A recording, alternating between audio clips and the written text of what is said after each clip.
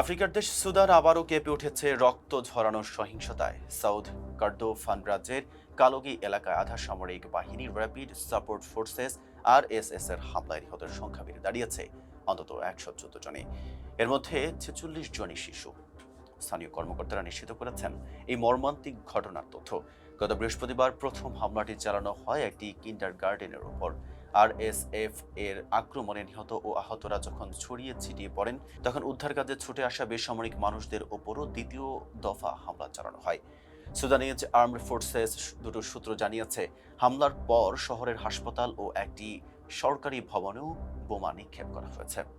Sudan doctors network জানায়, বেসামরিক মানুষ ও গুরুত্বপূর্ণ অবকাঠামোর ওপর একের পর এক হামলা আন্তর্জাতিক মানবিক আইনের সুস্পষ্ট লঙ্ঘন। তাদের বিবৃতিতে বলা হয়, একই স্থানে ফিরে এসে দ্বিতীয় দফা আক্রমণ চালানো মানবতার বিরুদ্ধে জঘন্য অপরাধ।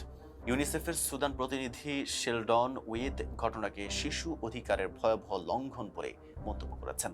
তিনি বলেন, স্কুল প্রাঙ্গণে শিশুদের হত্যা কোনোভাবেই মেনে নেওয়ার মতো নয় এবং সংঘাতে জড়িত সব পক্ষই অবিলম্বে এমন সহিংসতা থামাতে হবে। খার্তুম থেকে আল জাজিরার হিবা মর্গান জানিয়েছেন, প্রাথমিক তথ্যের চেয়ে হতাহতের সংখ্যা অনেক বেশি। আহতদের চিকিৎসা পেতে গুরুতর সমস্যা হওয়ায় মৃতের সংখ্যা আরও বাড়ছে বলে আশঙ্কা করা হচ্ছে। ২০২৩ সাল থেকে সুদানের সেনাবাহিনী ও আরএসএফ এর মধ্যে রক্তক্ষয়ী সংঘাত চলছে। দেশের কেন্দ্র ও পূর্বাঞ্চল নিয়ন্ত্রণে রেখেছে সেনাবাহিনী, আর পশ্চিমাঞ্চল বিশেষ করে উত্তর কর্দোফান ও দারফুন এলাকায় প্রভাব বিস্তারে তৎপর আরএসএফ। দীর্ঘদিনের এই সংঘাতে ইতিমধ্যেই লাখো মানুষ বাস্তুচ্যুত হয়ে মানবিক বিপর্যয়ে পড়েছেন। এতক্ষণ সাথে ছিলাম হেদি হাসান। ফেজা পিপলের সাথে থাকার জন্য ধন্যবাদ।